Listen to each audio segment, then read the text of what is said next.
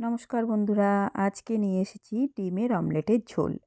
ডিমের অমলেটের ঝোল তৈরি করতে যা যা উপকরণ লেগেছে আমি সব রেডি করে রেখেছি। দেখতেই পাচ্ছেন সব উপকরণ আমার রেডি আছে। এটা খেতে আলাদা টেস্ট, ডিম সেদ্ধ করে আলাদা টেস্ট, এটা অমলেট করে আরও বেশি টেস্টি লাগে। আপনারা বাড়িতে বানিয়ে দেখবেন, অবশ্যই ভালো লাগবে। ডিমের অমলেটটা আমি পেঁয়াজ কাঁচা লঙ্কা দিয়ে অমলেটের মতো করে ফ্রাই করে আমি পিস করে রেখেছি। আলু নিয়েছি কয়েক পিস ডুমো ডুমো করে কেটে, একটা পেঁয়াজ কুচিয়ে নিয়েছিলাম, আর নিয়েছি 7-8টার মতো কাঁচা লঙ্কা, নিয়েছি আদা রসুনের পেস্ট, পরিমাণ মতো লবণ, হলুদটাও পরিমাণ মতো দেব, আর এখানে নিয়েছি কাশ্মীরি লঙ্কার গুঁড়ো 1 চামচ, জিরের গুঁড়ো নিয়েছি 1 চামচ, এটা নিয়েছি ভাজা মশলা, আর চিনি নিয়েছি পরিমাণ মতো, স্বাদ অনুযায়ী চিনিটা দেব। এটা নিয়েছি শাহি গরম মশলা 1 চামচ, আর সর্ষের তেল নিয়েছি 5 চামচের মতো। গ্যাসের ওপর আমি কড়াইটা বসিয়ে দিয়েছিলাম, কড়াইটা আমার গরম হয়ে গেছে। এর মধ্যে আমি সর্ষের তেল কিছুটা পরিমাণে দিয়ে দিচ্ছি। তেলটা গরম হয়ে গেলে এর মধ্যে আমি আলুটা ফ্রাই করে নেব। দেখুন আলুটা আমি দিয়ে দিচ্ছি। আলুতে লবণ হলুদ কিছুই মাখানো নেই, ডাইরেক্ট আলুটা আমি দিয়ে দিচ্ছি। এরপরে আমি লবণ হলুদ অ্যাড করব। এর মধ্যে লবণ দিচ্ছি 1 চামচের মতো, হলুদও দিচ্ছি 1 চামচের মতো, দিয়ে ভালো করে নেড়েচেড়ে নেব খুন্তির সাহায্যে। আলুটা যেই ভাজা ভাজা হয়ে আসবে আমি আলুটাকে তুলে নেব। নেভা জালেই আলুটাকে লাল লাল করে ভেজে নেব।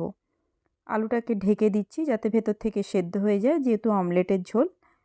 প্রায় আমার আলুটা ভাজা হয়ে গেছে, ভেতর থেকে 50%-এর বেশি আমার সেদ্ধ হয়ে গেছে।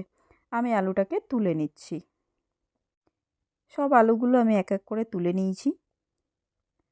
এর মধ্যে বাদবাকি যে সর্ষের তেলটুকু ছিল সেটুকু আমি অ্যাড করে দিচ্ছি। এর মধ্যে আমি দিয়ে দেব একটা যে কুচনো পেঁয়াজ রেখেছিলাম, পেঁয়াজটা আমি দিয়ে দিচ্ছি। পেঁয়াজটাকে হালকা ভাজা ভাজা করে নিচ্ছি। ভালো করে খুন্তিটা চালিয়ে আপনাদের হালকা ভাজা ভাজা করে নিতে হবে। এরপরে অ্যাড করে দিচ্ছি আদা রসুনের পেস্ট।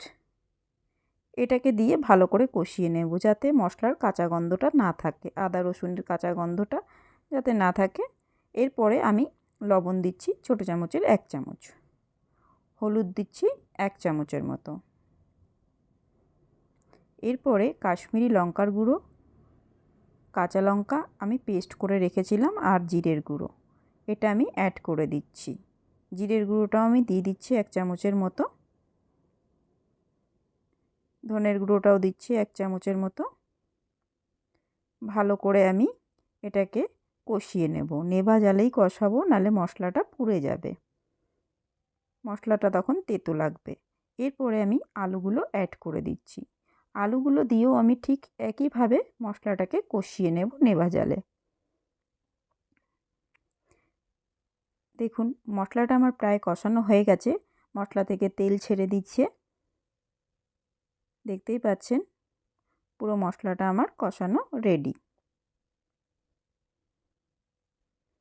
এরপরে উষ্ণ গরম জল আমি 1 কাপের মতো অ্যাড করছি। জলটা দেওয়ার পরে খুন্তি দিয়ে ভালো করে নেড়েচেড়ে দিতে হবে।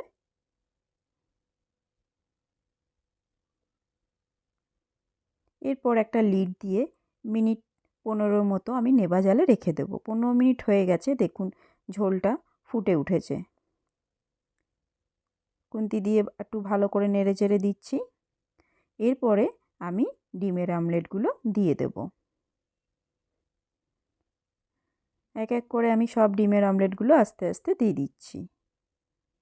এটাকে চারিদিকে ছড়িয়ে দিতে হবে, এক জায়গায় দিলে হবে না, তাহলে ডিমের মধ্যে ঝোলটা ঢুকবে না।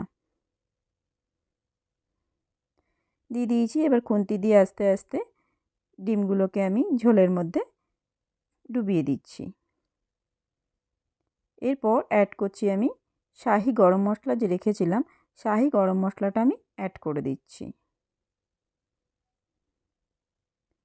এরপর দেব স্বাদ অনুযায়ী একটু চিনি। দেওয়া হয়ে গেছে। এরপর আমি খুন্তি দিয়ে এটাকে নেড়ে দিয়েছিলাম, এটা আমি ঢেকে দিচ্ছি আরও মিনিট 10-এর জন্য। 10 মিনিট আমার হয়ে গেছে। 10 মিনিট পর আমি লিডটা তুলে নিয়েছি। দেখুন ডিমের অমলেটের ভেতরে ঝোলগুলো ঢুকে গেছে। তো রেডি হয়ে গেছে আমার ডিমের অমলেটের ঝোল। আপনারা বাড়িতে বানান, বানিয়ে গরম গরম ভাতের সাথে পরিবেশন করুন। ভালো লাগলে অবশ্যই জানাবেন। লাইক, সাবস্ক্রাইব করতে একদমই ভুলবেন না। ভিডিওটা আপনারা পুরোটাই দেখুন।